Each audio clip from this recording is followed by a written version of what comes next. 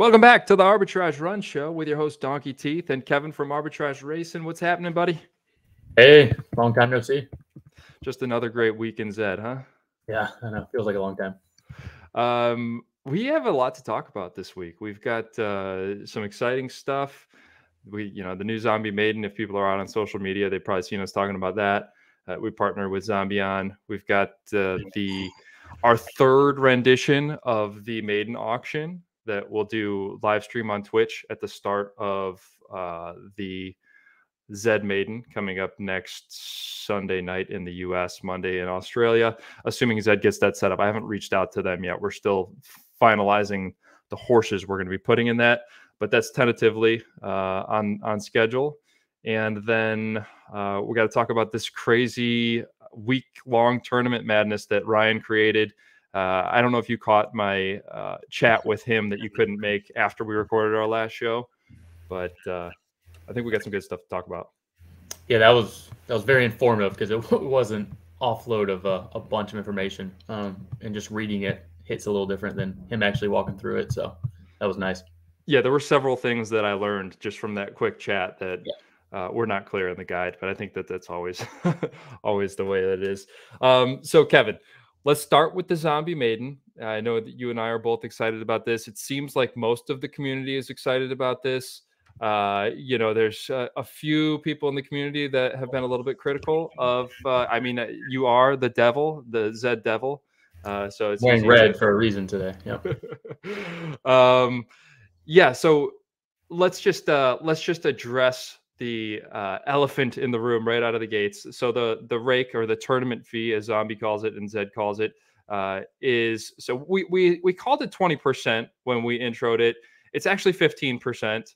The 5 of it was going to go like directly back into horse prizes. It seems like the community is taking that as like a benefit to us. We're just going to get rid of it. It just complicates things. So 15% is coming out of it. 10% of that is going to Zombie. He really has created a beautiful site and platform. It is super professional looking, super functional. I love the look of his site. And, we talked to him about this. I was an advocate personally of lowering the rake, but he explained to us he's been running this site at a loss for the past however many months, like most things ZED, right? As things have been in a downward spiral. So he wants to continue to develop this. And, I'm supportive. I totally respect that this is what he needs to be comfortable spending the time to run. And we've seen this working with him. He's putting a ton of time into this, right? Oh, yeah. I mean, he's built that site basically from the ground up. Like you said, running at a loss for a while now. So I think even last time he said the 10% was basically just a break even on his end. So I think it's important to, if you're going to be giving that much time, you need to get something out of it, right? So I think he's doing that. I think he has some other things working in the background he's trying to develop as well. So might be some new features coming. It's kind of like what you were saying about 1 to 2 months ago, where you're talking about rake is kind of like a tax where you don't like paying taxes, but you also kind of benefit from, I don't know, we're saying like no potholes in the street. So it's possible if we can give him that 10%, and he can give us some new features and tournaments and things, that would be sick. And then, I mean, for us, it's 5%. It is what it is. Like, we're being super transparent with it. If you don't like it, quite frankly, don't join the tournament. That's fine. That's how free markets work, right? Make your own tournament for free. So that's pretty much all I'll say on it. I'm not going to belabor or call anybody out for their opinion. It's valid, and they can talk with their wallet if they want to. Sure. I mean, honestly, I'm super appreciative that the community, for the most part, came to our defense. I don't want anybody to feel bad for us. We are for profit. We're not. From the start of the show, we've been very transparent. You get what you see. Like, we wanted to create this because it's good for the community, but it's good for us too. Like, we are self-interested. So like, we're not running a charity here. Nobody should feel bad for us, but we appreciate the support. Like, I mean, anybody that's had any interaction with you, I think, would know, like, you bend over backwards to share as much as you can with the community and educate and help anyone. So I think that's why there is, such support, particularly for you. Maybe not as much for me, but I kind of benefit. I ride your coattails over here. So, I mean, the idea here, I guess I'll add a little bit more. Like, you and I are all about incentives, right? If we do this for nothing out of the goodness of our heart, which I think we would, we're not as incentivized to continue to grow this and put the time in. And so when we get into a time crunch and there's only so much time in the week and your wife is wanting you to, spend some time with her, you got to go do that. This is what gets cut off versus if there's some upside in us growing this and a carrot for us, like, naturally there's a part of us that is going to want to spend that time and put the energy and effort into growing it, which is a net positive for the community. So that's the way that I look at it.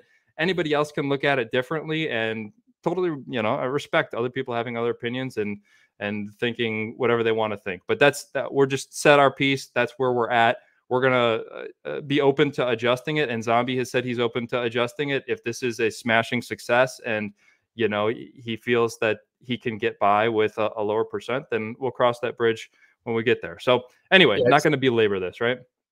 As I belabor it. But yeah, it's kind of like when you have a public company, right? And the C-suite all gets stock-based compensation, right? You want them invested in the product they're building, because if the company succeeds, if the tournament succeeds, they also get a piece of that. You're naturally going to be more invested when you have a little bit of equity in something. And I mean, yeah, we do a lot that people don't see, like pro bono, I would call it, for Zed, right? Including this show, just because we love the game. So I think this tournament is a way to kind of monetize it for the wives and our time, and also get us just full steam ahead and let's create this best tournament we can with Zombie.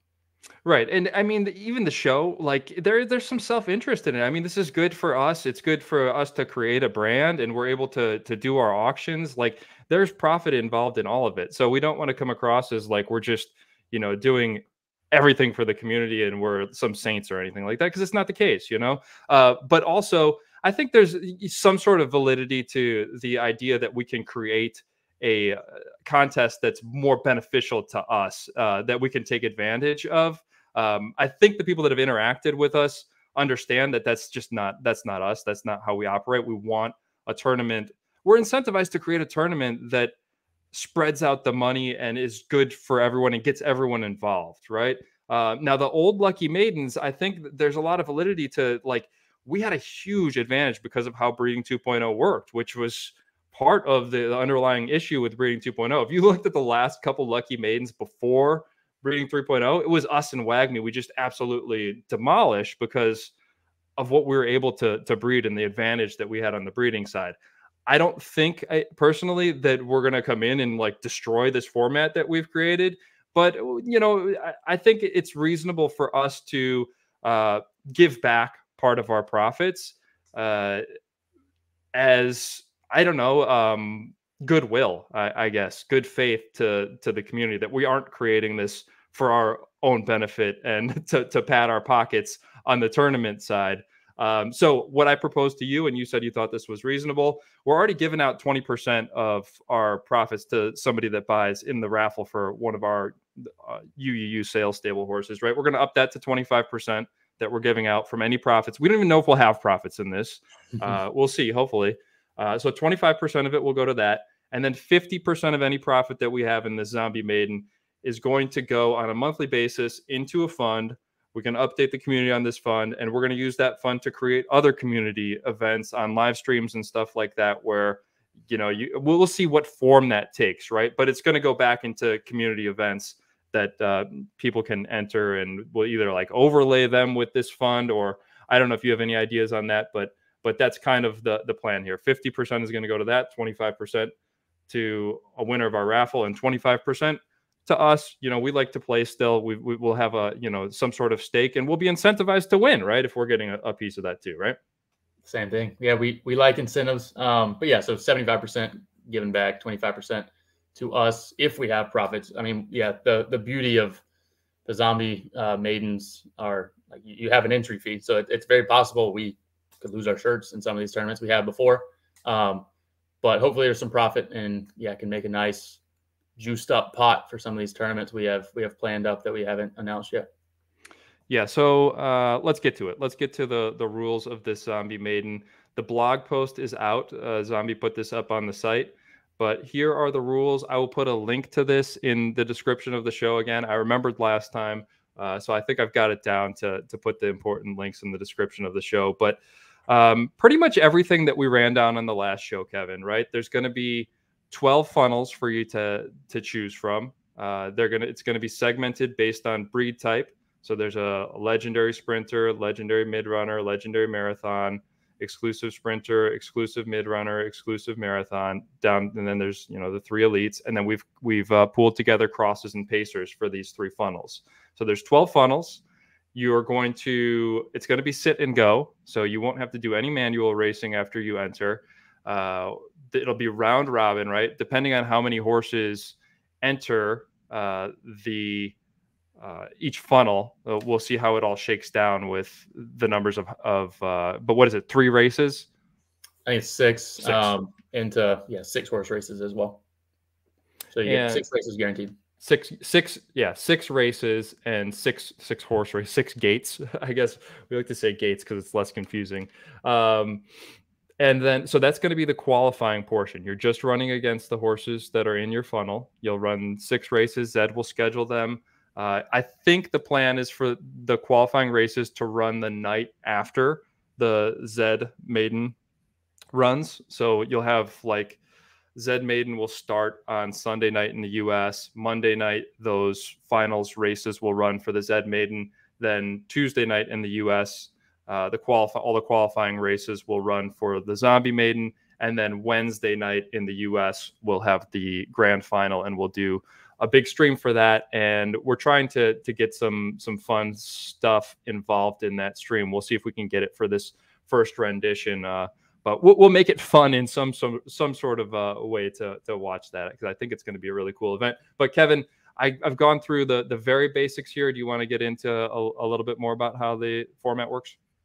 Yeah, and I can go into our inspiration for this. I think that's just as important, right? And I think going forward, we want to be really receptive to community feedback and kind of just be the voice or the puppet master of what the community wants. I think that also is a better way to ensure it's not just padding our own pockets with this tournament. I would say this tournament, the way we have it designed, is probably the opposite of that. It really rewards and spreads the wealth to cross pacer. You can get into the numbers on that in a bit, but yeah, the thought here was let's keep it simple. Let's have a nice simple format, broken out by breed type, broken out by your funnel. So you're only racing similar horses in theory, right? With the way 3.0 is developed, it truly is breed type that decides your tiered structure of, you can almost use a class. The class is your breed type essentially. So we've grouped them that way. So you're racing against peers. And then I like this format a lot. The sit and go style, I think there's enough at the moment of ZED of the let's qualify manually. This week, it's super entertaining. We may talk about that later in the episode, but that takes up a lot of time. This will be more of a sit and go style where you sign up, you can forget about it, and then you check back in Tuesday night, see them pop up in your queue. And like you said, it's going to be 6 races. That's a good, I think, entertainment value of seeing 6 different races against different horses, see how you stack up. And then that's kind of like the regular season.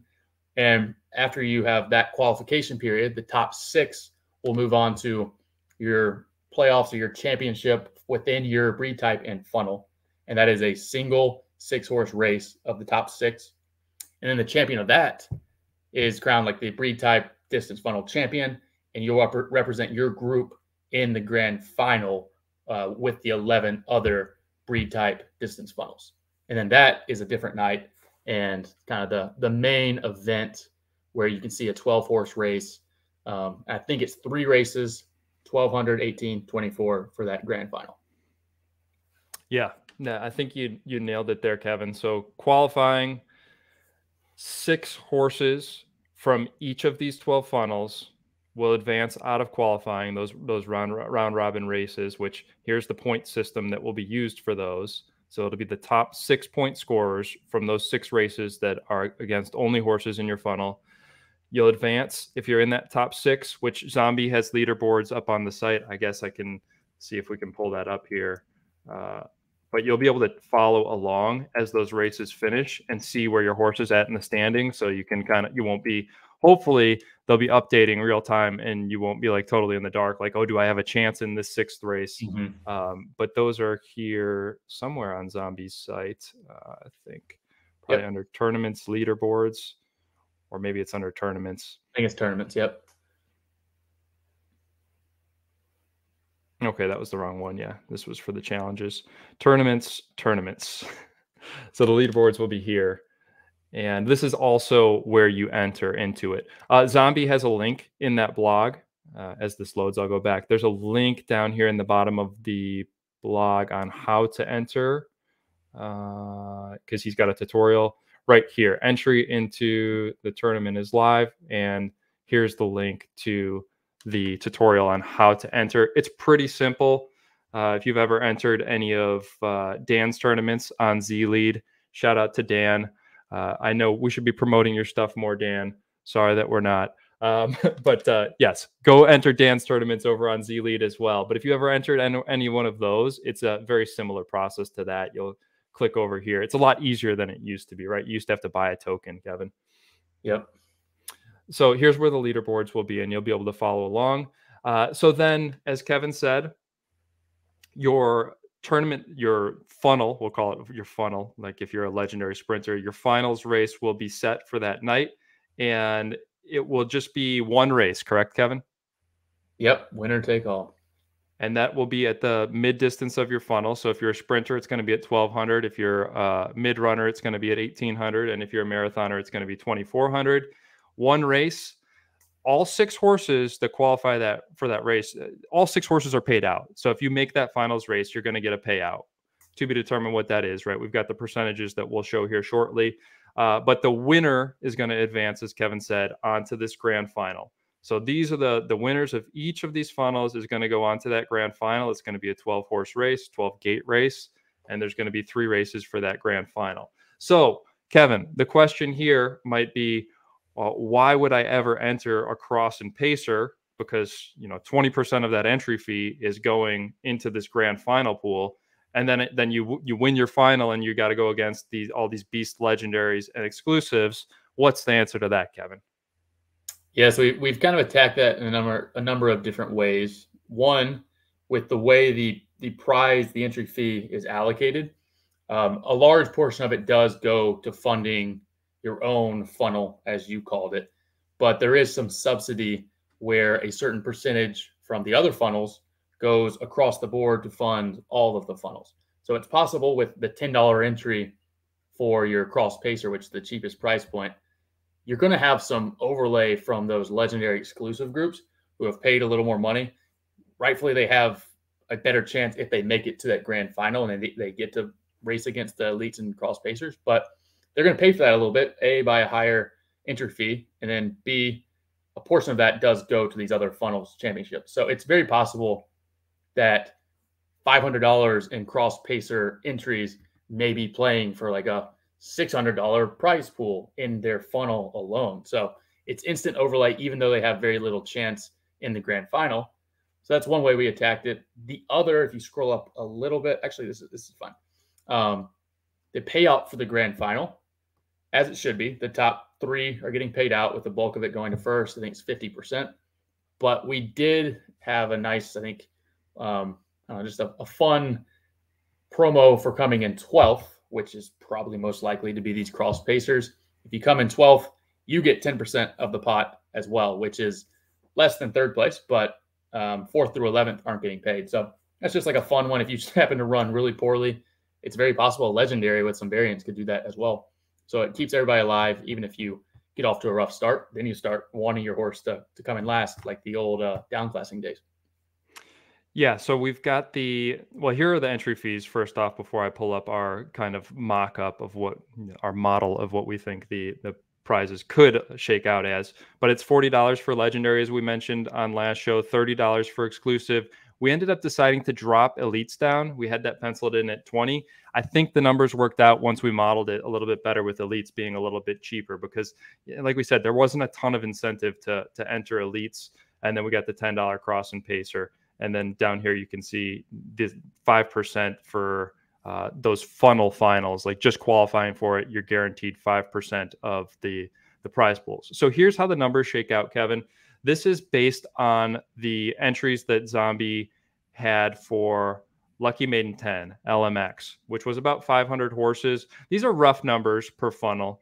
So it was about 120 legendaries that entered that. There was about 180 exclusives, about 120 elites, and about 90 crosses and pacers. We don't know what these numbers are going to look like, obviously, and what people end up doing. This is the game theory that you mentioned. Like how people decide to play this is going to affect if there's an overlay in cross and pacer and how much. But based on the Lucky Maiden 10 numbers, I guess to give a rundown of what we've got here, here is the prize pool after the 15% tournament fee is taken. So this is how much all of these 40 legendary sprinters are paying into it after the 15% is gone.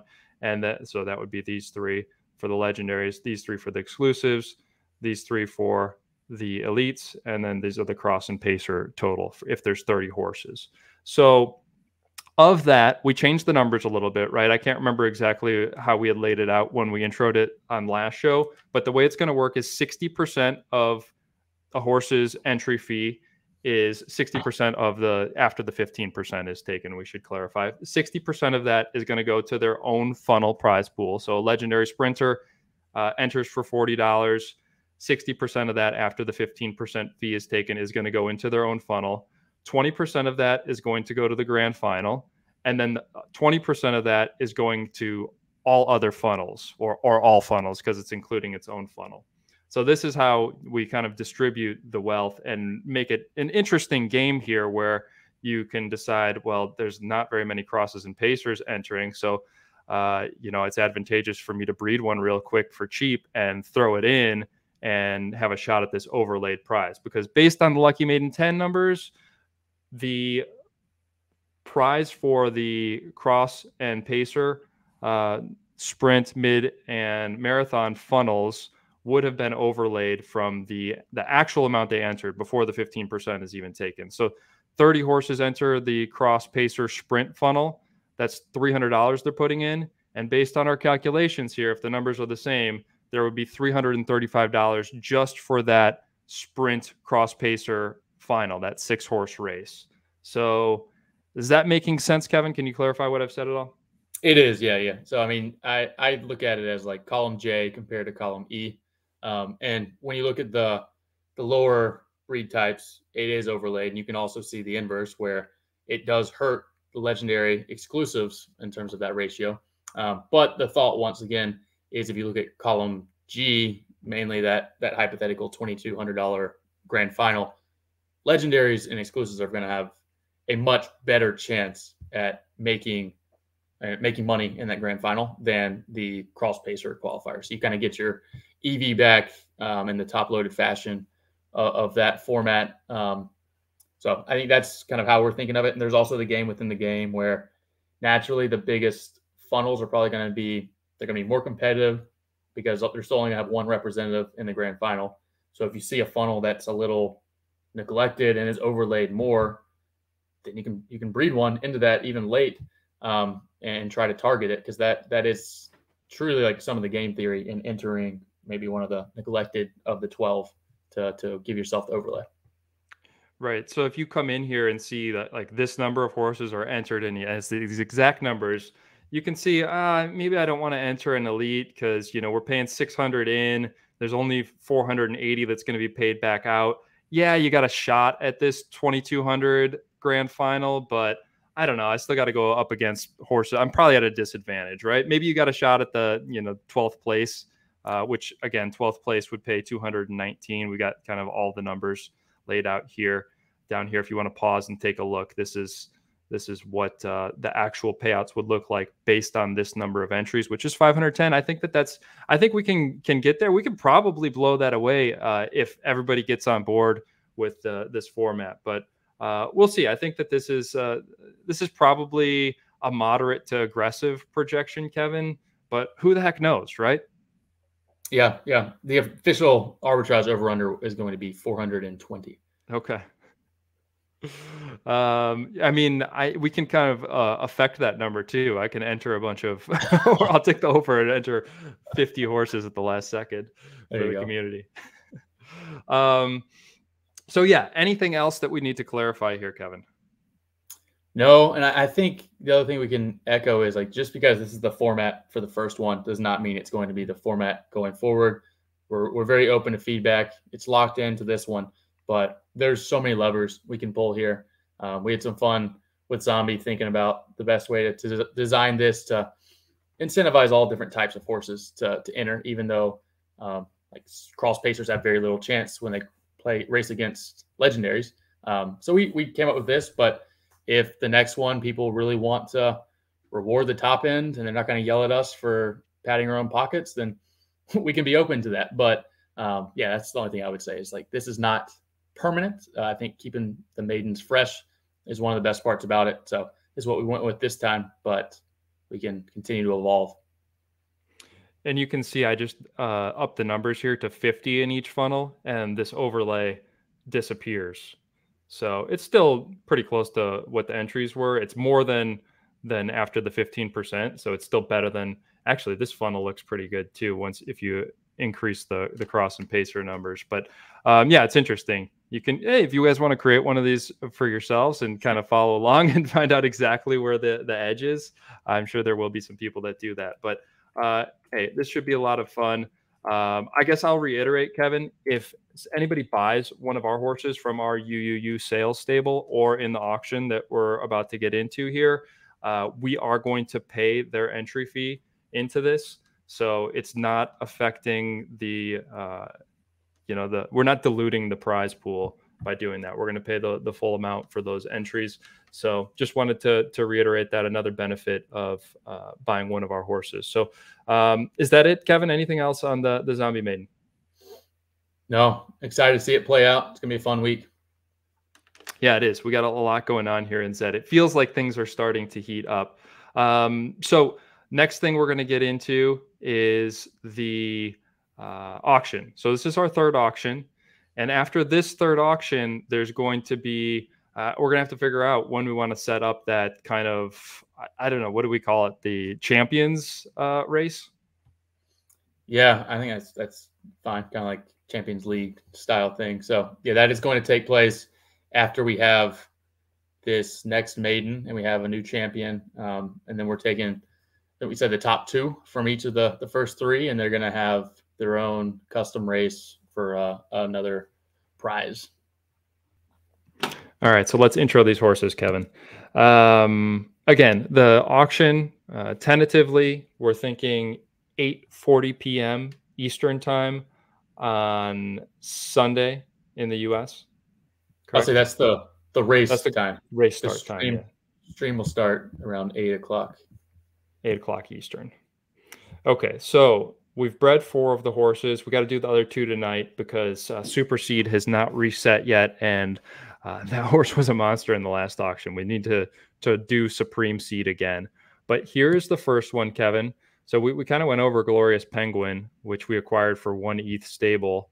I think it was last show or the show before that we discussed it. So we did Royal Publisher, who appeared in the previous auction, a really nice variance 2.0 mid, right? So we did that with Glorious Penguin. Got a Z4 exclusive colt. This one looks pretty enticing, doesn't it? Yeah, I'm excited to see this one run. It's good. I mean, it's very compatible breeding, I would say. They're pretty similar horses. And then starting levels are strong, so hopefully you can land at the top of class 2, I think is the dream for these types. Yeah, and you mentioned Glorious Penguin has essentially maxed out variants for a 2.0 breed. Royal Publisher's not far off either, right? Yeah, I think they're both, we're talking ZSIM language in that 8 range in terms of the variants. So that's strong. That's about as good as it gets in 2.0, 3.0. So we wanted to bring in a little bit more variance into this final one because variance is so valuable, in our opinion. So Blood Justice was the new stud that we chose to use. Blood Justice, if you're not familiar, Probably 2,200 is its strongest distance, right, Kevin? Yeah, 22, 24 would be that range where it's not max distance or max marathon DP, but it's definitely got that lean. It's a 1.0, so it's got pretty obscene variance, right? I think of it as like a poor man's evergreen gates. Like it's almost the exact same horse, just the starting level was 40 to 50 lower. Well, speaking of which, one of the horses that we bred with Blood Justice was Evergreen Gates. I think it was this one. I've got a list created, but it's not letting me share it. So yeah, it is this one. So this one's pretty fun pairing, huh? Yeah, that was nice segue. That's why you get paid the big bucks. Exactly. So I don't know if we've ever done this pairing before, but I think they're super similar. I mean, you're going to have 2,200, 2,400, maybe even some 2,000. So if you're thinking of like grand final abilities, this would be one where it's going to have a really good chance at 18 and 24. And then hopefully it has some variance like the parents do to give you a fighting chance at 1,200 as well. And then, hey, with that natural U, maybe you could just, if you happen to run cold, maybe you get that 12th spot. And then, so we're going to put 3 into this auction from Blood Justice. So we've got the 1 from Glorious Penguin, Royal Publisher. We've got 3 here from Blood Justice, which, let me think. I think Triumph for Hours is this filly here. Let's see. No, that's Polar Boom. We're not going to put Polar Boom in. I think this was the worst of the 4 that we bred. Let's see. Triumph. Let's see this one. Oh, I think we just bred that one. Let's see this one.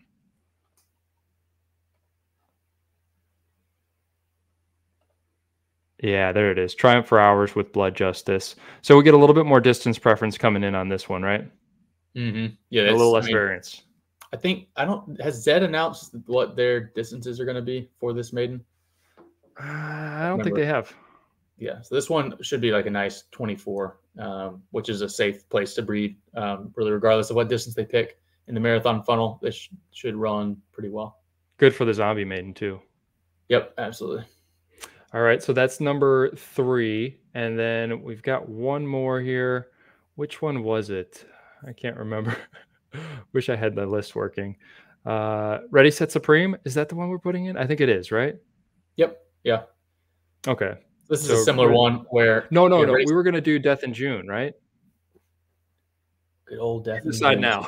Which ones do you think are the best? Let's pick the 3 best Blood Justice kids. We've got Triumph for Hours, Death in June, Ready, Set, Supreme, and Evergreen Gates. So we got 4 of them to choose from. We're going to put 3 in. Evergreen for sure. We've hyped that up too much to go back now.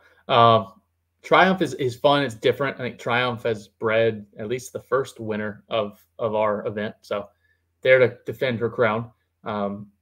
Let's do Death in June. Death in June's another one who I think is paired with Grandeur Plan in the past. So this is a little different, but a little more variance, a little less distance preference, which probably more aligned with Death in June. So this is another one, 2,200.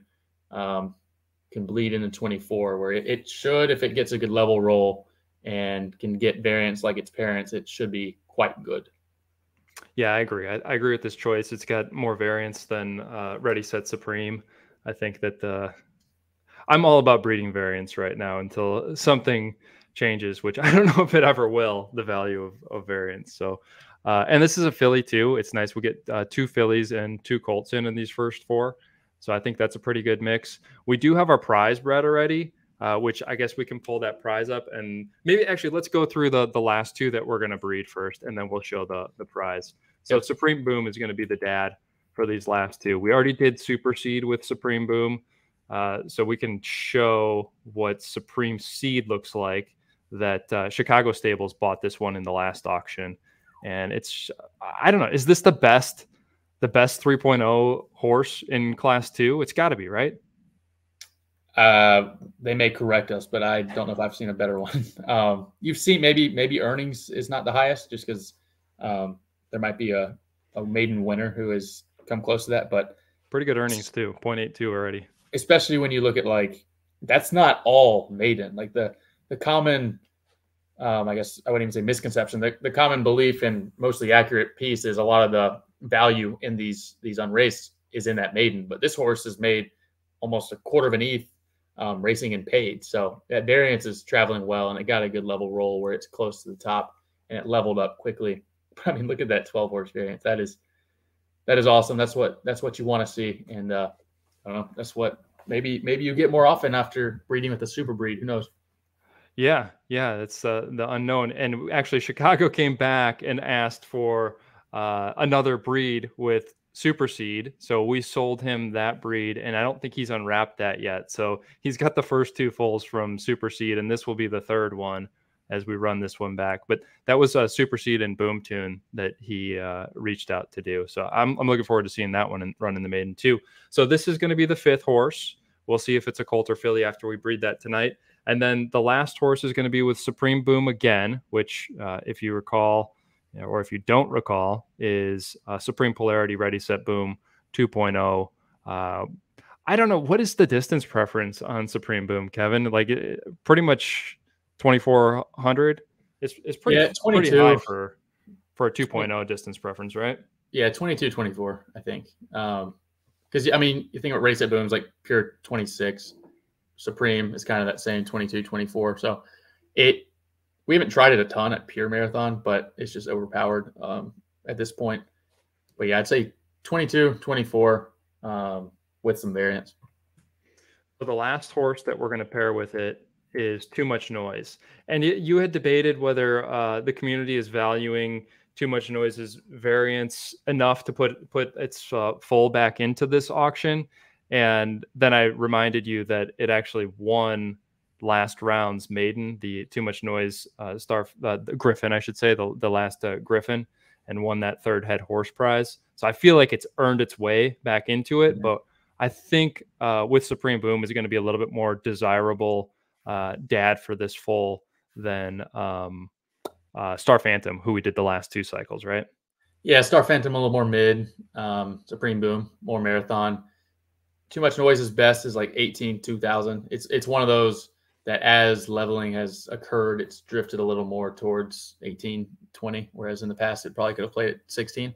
I think 22 it could do it as well. So this was one where I don't know, maybe feel it out, test it at 2000. I think it could play in both the marathon funnel and mid. So one of my favorite things to do with these current tournaments is if you're qualifying in one funnel and it's not going very well, just abandon ship and try the other funnel. I think that's a good tip to use, and we do it all the time. Where this is one that I think it could do well in both with that variance and slight distance preference. Yeah, and we should remind everyone that distance preference is not, while a horse's distance preference is static, right? It changes relative to its field, right? So as fields change and horses level up and start to move around, a horse that was really good at 1,800 might suddenly be really good at 2,200, right? It is kind of a moving target, and so don't get tunnel vision, right? Yep, exactly. All right, so Kevin, that's going to be the 6 horses that go into the auction. We will tweet out once that's confirmed, that start time. But we also have a horse prize, and we actually collaborated with Keith, who he actually is still in ZED. As much bad as he talks about ZED, he is still in ZED, and I bet he's going to breed some horses for this maiden. But he hooked us up with a breed with his stud Single No More, because Verve, a horse that we actually co-own with Keith, the last cycle he bred Verve with Single No More and created this horse Facundo's Rug that went on to win, I don't know, 1.7 ETH, it was a lot. It won a lot in the last maiden. Look at this ridiculous variance from this horse. Yeah, that's kind of what you would paint if you had to hope for like the dream Verve offspring. That is it. And it was funny, yeah, when that happened, we always look at like ZED Racer. They do their leaderboard in terms of profit for the month. And I think after this one, Keith, who just like has probably the biggest negative voice on Twitter right now, or one of them, was like number 5 in those rankings after this win. It was just funny knowing he got a good roll, named it Facundo's Rug. Maybe there was a buzzword there that triggered some good performance. Who knows? Yeah, I think this has got to be top 10% roll, maybe top 5% roll, maybe even better, right, for this pairing? I think level wise for sure, variance probably. I would argue like the 500 roll or like a 490 roll would be better than the 506, at least at this point in the game. So that's maybe why I would say it wasn't as perfect of a roll as you would think, but it's got great level considering it's an exclusive, really good variance like you would think with these two pairings. Debatable. I prefer class 1 because like I hate being capped, you know? Like I want to be able to roam all the way to the top of the game at some point, which I know they're probably going to bring something to allow that, but I don't want to wait. So yes, we have replicated this horse and we actually got a filly, which I guess I can, I can pull that up. So Verve and Single No More, this is going to be the prize for whichever horse wins our third auction here. This filly right here. Beautiful. I don't know if this is what, fire brick or something. Some sort of reddish color here. I like this horse. So that's the prize, Kevin. Yeah, that's a good one. And like seeing this, it reminded me of something I wish Zed did that I think would be fun. So minor tangent here. But with the offspring, wouldn't it be fun if, pull it back up. It was my exhibit A. Wouldn't it be fun if like you did a breed and there was some element of with like the racing abilities genes passing down that was reflected in the color, right? So like this one, you would know or at least have a hint or a probability that it got more of the Single No More genes because it's on that color scheme or that one. And like we had a Blood Justice one earlier. It just feels like that could be a cool little Easter egg to put in there to give a hint of like, yeah, the genes pass down this way. And it doesn't from this side, more from this side, yeah. Yeah, or you do like a hybrid, right? Like if you had the colors on a spectrum, you could have like a mixture of these two colors. But this one's like a carbon copy of Single No More. You would know that, and you could, I don't know, sell, race accordingly. Yeah, interesting. I don't think that that's coming anytime soon, Kevin. I know. These are the things I think about when you have to fill your mind with 16 hours of Zed every single day. First, let's get some functional leaderboards for these tournaments that we're segueing into, right? Yep. Yeah, the tournaments are a blast, though. I am having a lot of fun. I think it's definitely a little bit overwhelming seeing all of these things going on at once and trying to decide like which direction to go with it. And then, you know, the leaderboards, I think, is the main complaint, which we knew coming in it was going to be a mess, right? Yeah, even like a leaderboard filter I think would be cool, which is fine. I get like this is week 1 of this, and it's at this point kind of a first world problem where I'm glad we have the issue of having too many tournaments and it's hard to filter, and I know they'll get there, but I'll take the victory of just having something to do that's fresh on the site for now. Yeah, I think it's a lot of fun. What's any takeaways? No, it's interesting in terms of like stamina actually matters now, especially with us, where a lot of our horses are hitting age decay, I guess, level 2, where you get refreshed every 4 hours instead of 3. So 6 races per day. You get in these conundrums of like, all right, I've raced Ready, Set, Boom 3 times in the top 2, and it's just outside the cut line of qualifying. Is it better to try for a 4th and try to qualify for that, or do I just abandon ship on the top 2 and go into the double up and try to get my qualification and XP that way? Or like if it's things are running really well and you just try to do both, because it feels like this is the best use of stamina that 1.0s have really ever had in terms of how do you get to 700 with the fewest number of races so you can maximize your value at that top end. So a lot of little interesting decisions, like Facundo would say. It's nice that stamina and fatigue actually matters. Anything that you would change about these formats if, let's say, they're going to run it back next week? I haven't thought too much about that. Well, sorry, go ahead. No, you got it. Well, Jamie in our chat, who owns Cutie Cult, he suggested that maybe they didn't need the different price points. I think that it really does add a lot, because like if every race in the lobby is a qualifying race and you just leave them all at the same price point, then there's less decisions, there's less interesting decisions, right? And if you just go with the lowest price point, then there's no high stakes racing, right? If you just leave, like, let's just use top twos, for instance. If you just leave them all at high stakes, you're pricing out a lot of lower horses that are variants, and there's nowhere for them to really run. I guess they could go to freeze, but if you got a good variance horse, you don't want to waste that's lower level, right? You don't want to waste those races on freeze for minimal gain with no daily free tournaments. I think it does add quite a bit. Maybe it's a little confusing. Maybe there's an easier way to communicate it, but I thought Ryan did a pretty good job on our stream, at least. Yeah, no, I agree. I think it also gives you a decision of, like, we have some horses right now who are in that dreaded 601, 605 range where you're not drawing dead entirely if you have some variance in the open field, but we're being patient in entering the higher stakes. But when the week cycles on and we get to those medium to lower stakes, we're more likely to take a $7.50 risk than we are like a $25 risk per race, at the hope of getting qualified and the experience that comes from that. So I think it does lead to more like roster management decisions as well. I think my one suggestion, and I'm curious if you agree, would be to have either a top two or a double up at low stakes at any given time during the week, because there are a lot of horses that I feel like there's no place to run right now, and I might throw them into a low stakes double up or top three or top two if it were available, right? Like, I would get a little bit looser if it's $2.50 or $5 double up or something like that. Versus now they both started at high stakes.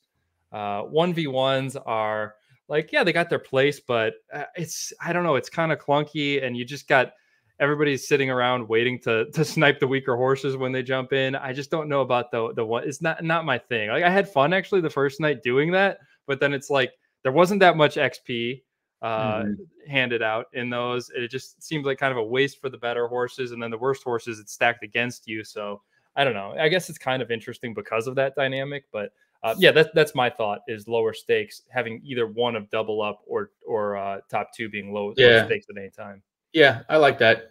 And you wouldn't necessarily, you would just kind of stagger it. Like, it doesn't always have to be lower stakes top two. Just like today could be $5, tomorrow could be back to 15. I like that.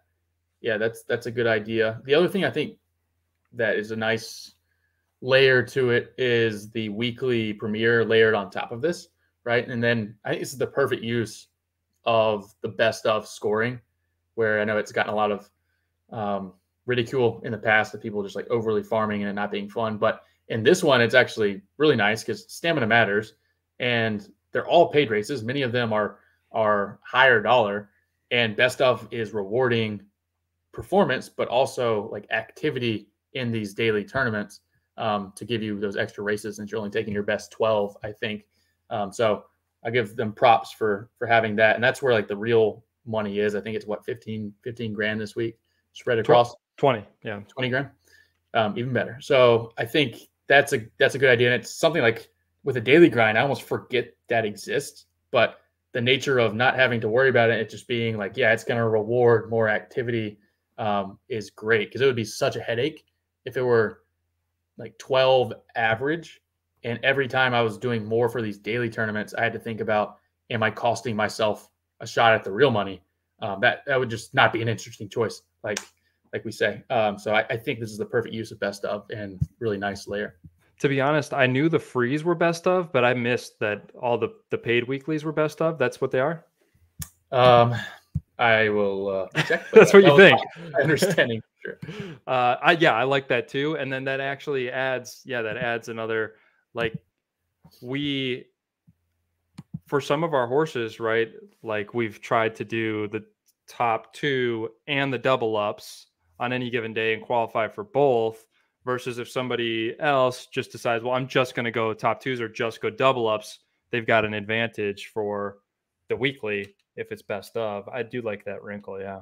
Yeah. So checking the site now, the language says the score is calculated by taking the average of best 12 races in the specific category. So I see why you thought average, but it sounds like it's taking the best 12 and then just averaging those. So it does reward more activity, and grinding these dailies.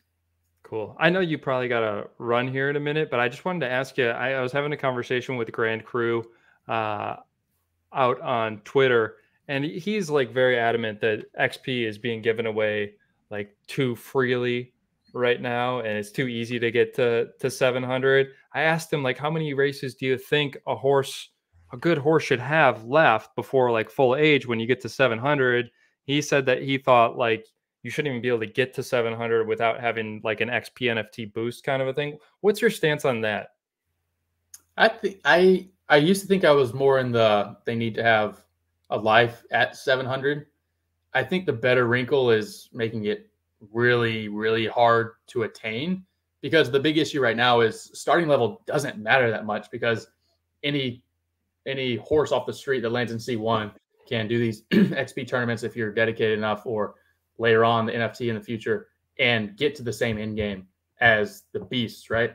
If that were changed to where like you can't actually get to 700, then suddenly starting 20 levels above means something, because you're going to like eventually reach, maybe it's 5 levels on that end of this S curve, but you're going to be able to achieve something you couldn't if you had a lower starting level. Whereas right now it's just like, yeah, it'll take me 30 more races, a couple weeks, but I'll get there.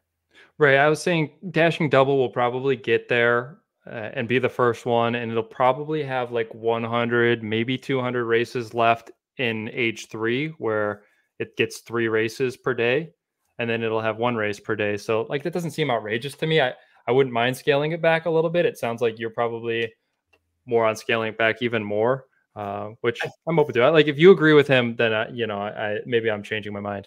I think it's tough, right? I think the way the curve is played out, like using Ready Set Boom as an example, it feels like without the XP tournaments or any NFT, like horses are not going to get to 700. So there might be more like reality to his case than he like even thinks is happening, because right now they're giving away XP in these tournaments so freely, and like Dashing Double had such an advantage in the 3.0 XP windfall that happened the last 2 weeks, where it's kind of an outlier of a circumstance.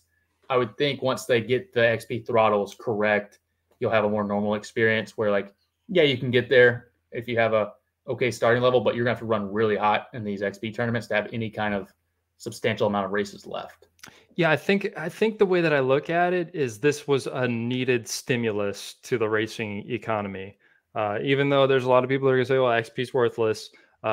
If they scale it back and make it a lot harder to earn XP, and when the NFTs come out, right, then this was super valuable XP that we've all been gaining for the past month, which maybe not. Like I think that's just another part of the game, right? So I look at it as a stimulus, and it's had the needed effect to stimulate racing and bring more fun into the game, right? It's fun leveling your horse up. It really is. I know a lot of people don't agree with that are stuck kind of in the old ZED, but I have a lot of fun when my horse jumps 15 levels. The problem is like there's no passive strategy in ZED anymore. Like if like people who don't like leveling in XP are the ones who gave up on it early, and then as a result they keep falling farther and farther behind, which makes them hate it even more, right? Like the most successful stables right now are the ones who have kind of just grinded it out the whole time. May or may not have enjoyed it. That's a totally separate issue, but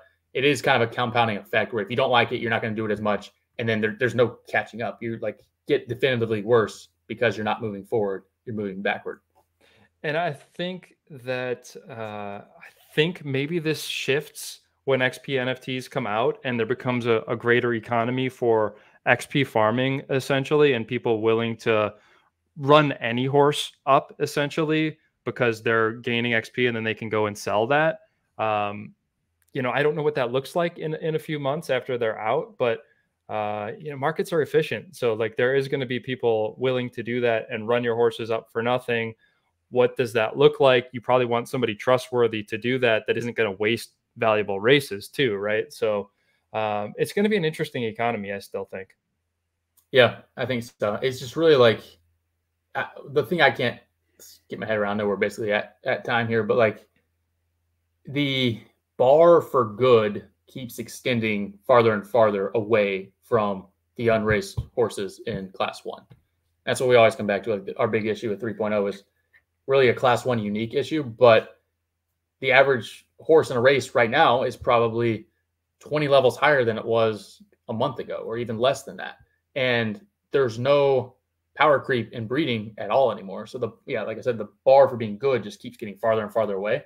And yes, maybe some of those are going to phase out, but at some point you're always going to have like all horses getting better. So a horse that isn't born yet is noticeably worse as a result. Yeah, which is where the segmentation comes. There's just not a great easy answer to it. I keep coming back to adding more variance to breeding, but even then, right, does it even do it? Because then as you get more horses with similar variants, I guess it expands the range a little bit. I think it would move the needle a little bit, but I'm not sure if it really fixes the issue that you're talking about. Yeah, I don't know if there's an easy answer, and maybe that's why they're just kind of anchoring on the current strategy. I think an unranked or unleveled mode would help, where you just kind of go back to the original level. You don't make that the game, because I think they're too far gone, like down this XP path where that matters. But even like a simple mode of, hey, I get to race against, I don't know, diamonds when it was at 530 instead of 630, would make my newly bred 520 feel a lot more competitive than jumping right into the whales. Yeah, and that could even be like a 1 day a month kind of a thing where there's the big unleveled, classic mode tournament. Maybe there's functions reason they can't do that, but like from a game perspective, that's when you get all the whales, the passive people coming back, because they can kind of block out all the XP noise, because they're not playing that game. They're playing this other game that takes place, I don't know, 1 week a month or 1 day a month. Just giving them something to hold on to, I think, would go a long way. Yeah, I like that. Yeah, something to kick around. Hopefully, the team listens to that. I may send it to them and tell them to listen to the last 10 minutes and skip through all of our maiden business. Tell them to look at the breed color thing as well. That's the breed color thing. That'll be number 50 on the priority list. I like it though. All right, Kevin, I know you got to go. We went over, but it was a blast, and I honestly, I love having these conversations. So everybody, join the Zombie Maiden. Anyway, it's going to be fun, and come show up at our auction. Follow us on Twitter, Kevin at Arbitrage Racing. I'm at ZED Diamondhams. We'll be releasing the information on that auction, and we'll be breeding a bunch of horses for the Zombie Maiden. Again, you get a free entry if you buy one of those from us. We're going to have to breed some crosses and pacers for this, Kevin, and make that availability for people. Yep, definitely. All right. Well, I'll let you go, man. Everybody follow us, like and subscribe to the show. Go check us out on Twitch, where we'll be doing that live auction stream. And we'll give you an update on the 1 ETH stable next week. We'll have a 2-week update. We bought one more horse for 0.3 Ethereum. Its name is Water Planet. 0.03, not 0.03. Yes. Sorry. Very, very cheap. And it's going well. Don't feel like we're ducking you guys. It's look on the ZED Racer leaderboard. It's doing quite well. But we could have led with this, but we were already over an hour here. Yes, we've got 0.65 profit this month, so it's going very well. But we're running hot still. So anyway, we'll get over that next time. Kevin, have a good one, man. All right. See you.